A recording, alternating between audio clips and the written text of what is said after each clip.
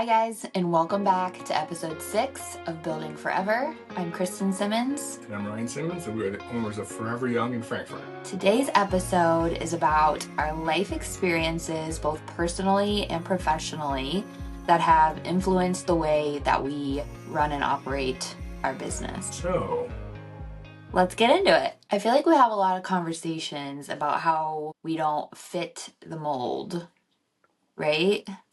yeah, it's our life story, I think. No, it is. Yeah. I mean, I was always the black sheep in my family. Yeah, no, me too. I mean, it's like the guy who moves away from Canada and, does the things that no one else does. And, it's, I think you're very similar and the way you've approached your life. And I think in general, that's the way we look at things. We sort of, hate the term, but, we live outside the box. We've both, done things and experienced life in a different way than most, and we've certainly carried that over into the way we run our business, the way we look at business, the way we look at people. We break the mold a bit on that. Like, we don't believe in this, the term leadership. I think it's thrown around, and they expect you sort of fit this mold of a leader. I've struggled with in my career. As my career developed, I really didn't fit that mold of what my boss maybe thought was a leader and the things he expected me to do, and I just sort of was a different type of leader in my own way. When I was using the term lead by example, I was the one that was working the hardest, and when I did have direct reports, I expected them to do sort of the same things. I always felt where people were on my same level. I don't like the hierarchy of sort of being the boss and being the one who's you certainly have to make decisions as someone in this role, but I think you also need to hire people and have people who work around you who support you. I'm a huge believer in I don't know everything, and I want to bring people in who know more than I do, frankly. That makes strong businesses. You look for your weaknesses and bring people in to help you support.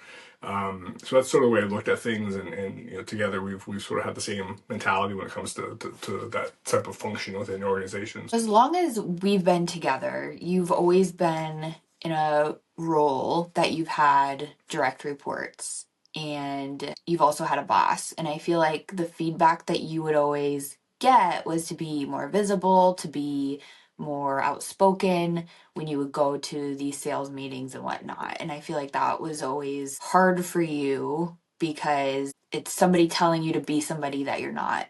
So early on in your career, did you try to fit that mold? Like, is that feedback you got all 30 years of your career? And like, was there a point where you were like, no, I am who I am? Yeah. Or like, I want to hear. No, I think honestly it was like that. I've even as a child, I'm not an outspoken person, and I have a twin brother, and we sort of had our own little world. I think that's part of why I've been not so outspoken, is we sort of focused on each other, and we had, my mother used to say we had our own language that no one really understood. And as I got older, I was always someone who just really worked hard. I worked hard at everything I did, whether it be my high school job or through college or into my career, and that always pushed me forward, and I always felt that was enough to do it. And I never felt like having to change who I was as a person really was needed, and it did me well for most of my career. And as I got older and as I got to more senior positions, it was more pushed on me to, you need to be more visible. You need to be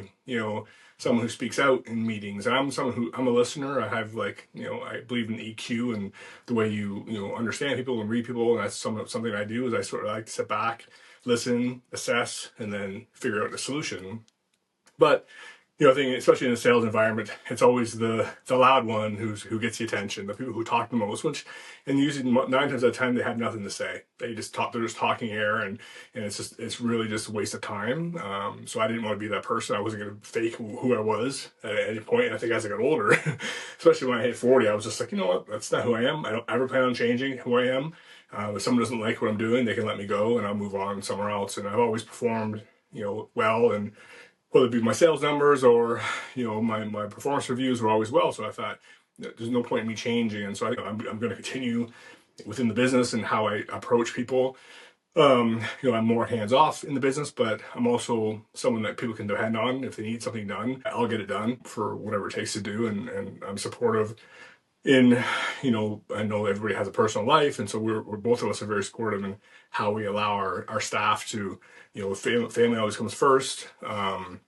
whether it be bringing your kid to school, or we had someone just recently who had a child. I think that's the way to look at it. And I'm a very simple person. I believe in common sense, and I believe that merit is what really you should look at people for, and that's what I sort of base thought processes on the business. I think we think pretty similar on most things. I think so. Yeah, so it's really been my whole life, and it's nice to not have that as being a business owner. Anybody who's out there looking to have a business, and I think that's the biggest struggle I've always had, is reporting something directly, and having to even watch what you have to say. You can't really always allow your own opinions to be vocalized just because of the world we live in. Really having your own business is just that the relief of just having that freedom of I'll speak my mind. My beliefs are my beliefs. Sort of, it gives you a new sort of lease on life, honestly, to have that freedom. When you have your own business, being a hard worker is the most important thing, honestly. It's not brains, it's not anything like that. It's just being able to be up every day and know that you need to put long hours in. You need to do every single detail of the business because no one else is going to do it. And we both have that work ethic, I think. So it's really helped to propel us probably quicker than a lot of people would actually have it done. So. Did you get that too growing up, or? Growing up, I don't think I was ever told to be more visible or be more outspoken.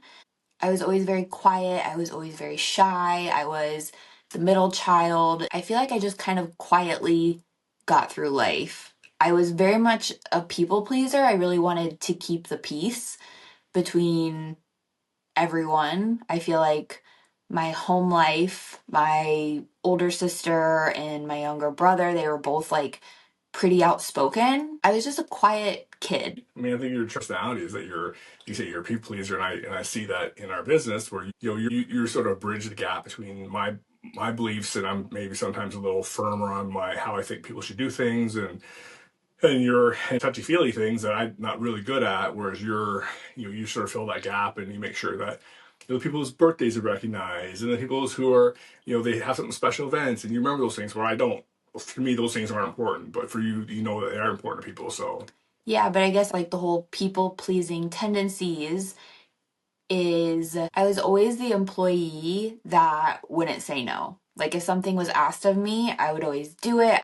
If I was asked to stay late, if I was asked to come in early, if I was asked to pick up a shift, I would always do it. And I also think that kind of bit me in the butt a little bit at my first salon job. Like I had my high school jobs, I had my job waiting tables. I always had pretty much two jobs. And my first salon job outside of hair school, when I was an assistant, I was very much like leaning into those people pleasing tendencies. And I was the youngest employee, and I was just a very hard worker. And I feel like that you kind of get taken advantage of in those situations. But also, I will say that job for me was the one thing that probably shaped how I show up in our business for a lot of different reasons. It was a very toxic work environment. When you have a female dominant work environment, which we have, and I want to ask you your experience on that, but like I am from the beauty space, so it's a lot of different personalities, and it can get a little toxic, especially if it's owned and operated by a toxic person. And my first salon job, it was a extremely toxic work environment, like in so many different ways, like down to how you looked, down to what you wore. Like everybody wore heels, nobody really ate. Like you were expected to look and show up and like fit a certain mold. And I feel like being in the beauty space, making people look and feel their best essentially, and it being such a not great environment on the back end, it's almost like a front, I guess you can say. Does that make sense? That job, I feel like, led to a lot of issues that I had that started at a very young age. I started working there when I was 19 years old. I feel like that really skewed the way I looked at food, my body image, like my self confidence. I really tried to fit that mold back then. So there was a lot of pressure to look and act a certain way. There was a lot of empty promises.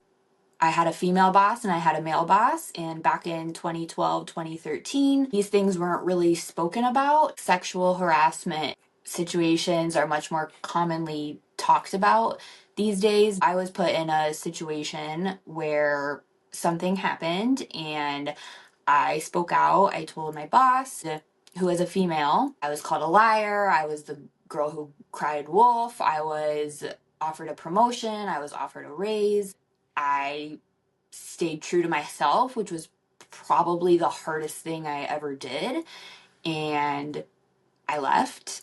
And at that point in time, there were no competes, so I actually had to move to a different city. I worked my butt off and moved to New York City, got a ton of amazing opportunities, but that situation in itself really showed me the kind of work environment I never wanted to be in again, and I never wanted to create. I will say too that that scenario led to a lot of issues that I had to work through later, because when you're called a liar, when your credibility is questioned, it kind of does something to you internally, especially at such a young age, and it's really damaging. My way of coping was trying to control things that I could, like diet and exercise.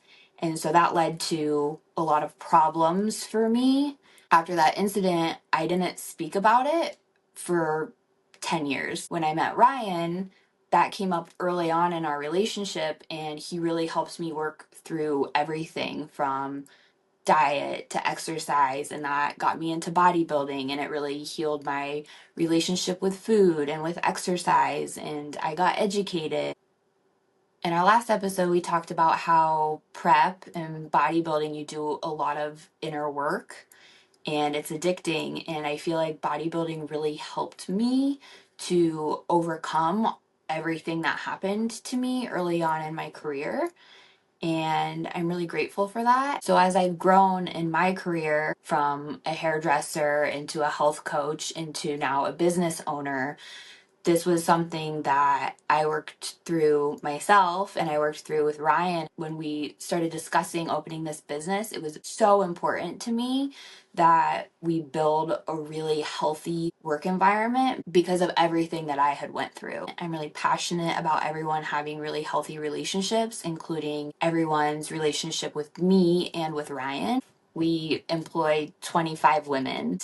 I'm all about women empowerment. I'm all about girl power. So really, since early on in my career, I haven't worked in a traditional work environment because of everything that happened. I then was self-employed and started my own businesses. And so starting a business, two businesses with Ryan, this was a big conversation and something I was really passionate about, creating a really healthy work environment. And so now that we employ 25 women, Ryan, what's your experience like with that?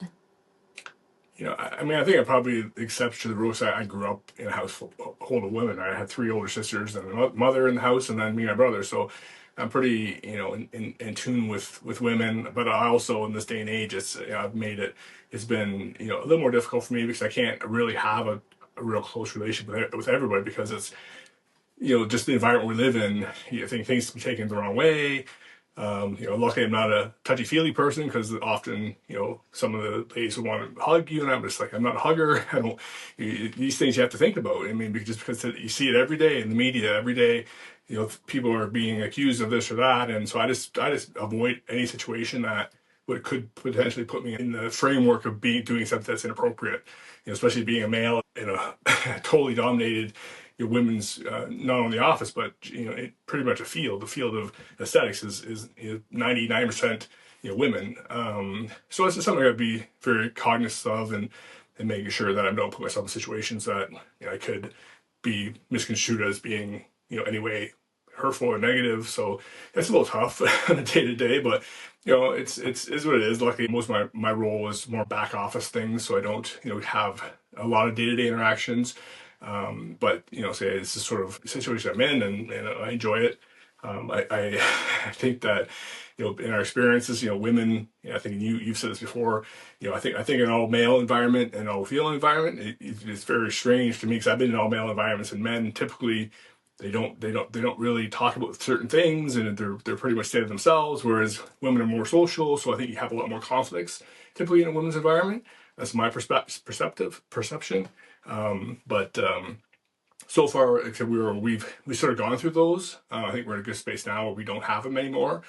We had some toxic people that frankly aren't here anymore. So I think we sort of rooted out any of that, and I think we're in a good space now.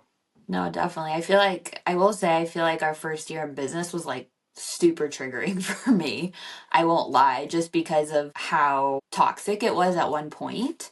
But I'm really grateful that we're on the other side of that. And I really love what we've created. I think we have a really great team. But I feel like I've also had to learn to kind of leave the people pleasing tendencies, which is difficult when you're that way your whole life. I'm in the role that I'm in. It's still hard because I'm still trying to make sure everyone's comfortable and everybody's happy. And I feel like that's something I'm trying to grow out of a little bit. We have lots of conversations about that. Yeah. But I definitely feel like you and I both aren't the loudest person in the room ever. I do feel like I've kind of had to step up a little bit because I know women want and need probably over communication, whereas you, I don't know. I know myself. I am who I am. I feel like when I need to communicate something, I communicate. I think that there's the small things I don't typically communicate because I feel like they should be known. And I think that's maybe obviously that's my weakness, where I also assume a lot that people know the things I know, and they think the way I think, and they obviously don't. So that's something that certainly I need to work on as a business owner. But like you say, you bridge a gap and you fill in where I lack. So I'll just let you handle those things. yeah, well, it's been a real learning curve for me because there's like too friendly, and then Fine line. there's a fine line. You're right. I've learned a lot in finding that fine line. I guess I am the same way as you, though. Like, I don't like to micromanage people. I've had personal assistants that have worked with and for me behind the chair, and they're definitely there supporting me. But for me, it's always been a collaboration. We're always a team. I don't really feel or see myself as above them, but I do have high expectations for them. I don't like telling people what to do. Like, if we're building a brick wall, I shouldn't have to tell you to lay the bricks, right? Mm.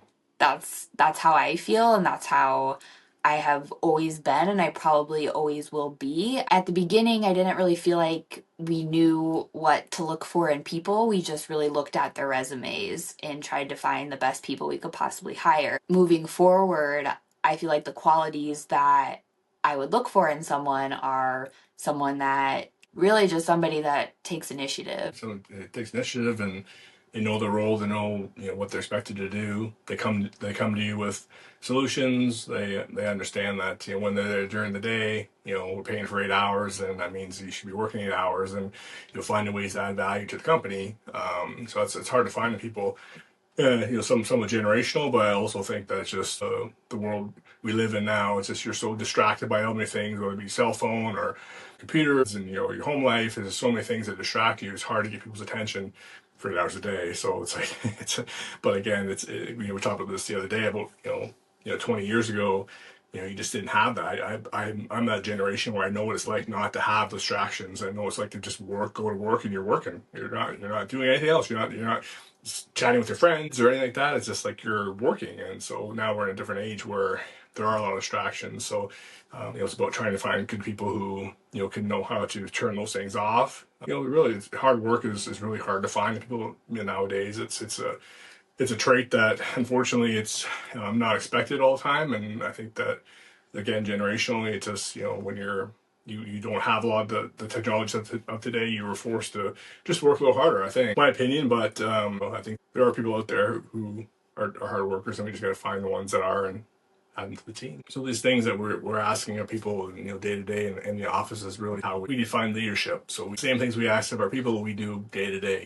We're very proactive. We're working hard every day. We're sort of focusing on new things, trying to bring ideas, trying to make sure every minute we spend in the office is valuable to the company. So I mean, I think this is part of what goes back to where you talk about experiences and both of us having different ones growing up, and these things, how they sort of solidify how we really are thinking about things. It's really the foundation of, I think why we succeeded. And it's really simple. It's not rocket science. It's working hard, putting in the effort, doing the simple things.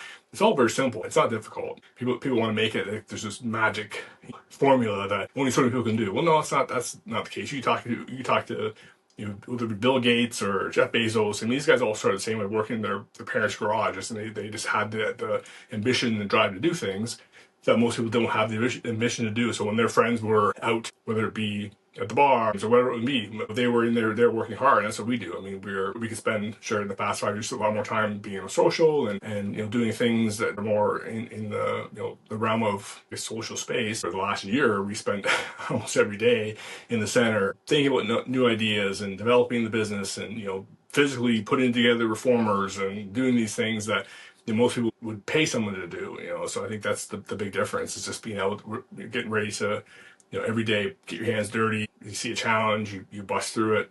I think that's based on sort of how we were brought up, and it's really that's in who we are. And really, no job is too little. Like, we have two businesses right next door to each other. So, throughout the day, the girls at Forever Young, they help out with laundry for Together Yoga and Pilates. But to be a person that thinks that taking out the garbage in their room or folding laundry is beneath them, bottom line, there's no job that is too small. Every job matters, whether it's taking out the garbage, whether it's folding a towel. In order for us to be a well-oiled machine, all of those moving parts matter. Even though everyone has their essentially own lane of expertise, it's very much important that in any free time everyone's doing the small jobs, like even Ryan, even myself. That's important, and man, it's it really, when you do these things, it's you're actually adding more value than you think you are by doing the small things. Because if everybody's doing a little bit, it really helps ourselves, frankly, of doing the smaller tasks that we can be focused on doing other tasks, and just in the whole team in general, just really. There's less work to do when everybody's chipping in. So I think that's sort of the philosophy you have from the beginning. It's just like Kristen said, no job's too small. And you might be hired to be doing one thing, but hey, you're a jack of all trades when you're with Forever Young. You got to do it all. And we're not a we're not a multi $1 million industry yet. And so I think it's like that's what was expected in the business. And we're still, although we're a franchise, we're still a small business. We're family owned business in Frankfurt. Small town, and so there's a lot of work. There's dirt, there's grime, and that's part of it. And that's how we treat both businesses, and that's how I've always treated my personal businesses. I mean, that's the way I am, and that's the way you are, and that's the way it's gonna be. Sometimes people get spoiled working for other companies, and it's like, great, go down the street. There's a million other places you could work if you don't like the way we do things. Yeah, but luckily I think we have a good team, and we've established these frankly rules that we want to be followed within the company. So and we just got to keep getting stronger. We're still in the growing phases. We're still early. We're still infants, really, in this game of aesthetics and wellness. So, but we're getting there. I feel like our life experiences have qualified us for our roles. In the entrepreneur space, I hear the word imposter syndrome a lot. And I feel like imposter syndrome is really just an experience. You build confidence by gaining experience, and it's okay at times to not have all the answers. And I feel like that's where you and I being in the middle part, that is the hard part. I feel like that's where you get good. Yeah, no, agreed. It's where you learn it all. I feel like you being so confident in who you are and just knowing who you are and being who you are, just in life and in business when you were working for someone else, and now that we're working for ourselves, like you've always stayed true to that.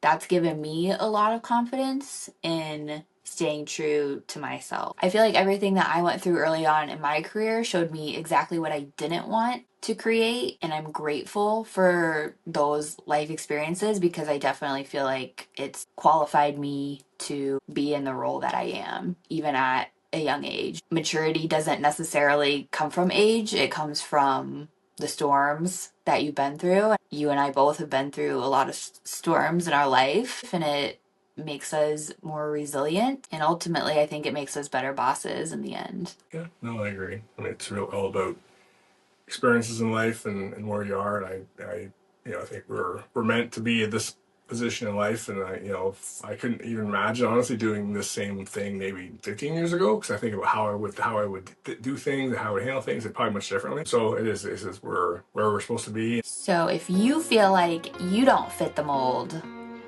we encourage you to stay true to yourself. There's people out here who are looking to do businesses and looking to, maybe change their life. Maybe they feel that they are the black sheep, or they don't fit the mold of the leader or whatever is in their society. Tell them that maybe feel they shouldn't do it. I mean, just throw it to the side and it's like, you can do it. So thanks for tuning in to another episode of Building Forever. I'm Ryan Simmons. I'm Kristen Simmons. Don't forget to subscribe, like, comment, share. Let us know what you want to hear about in future episodes, and we will see you next week.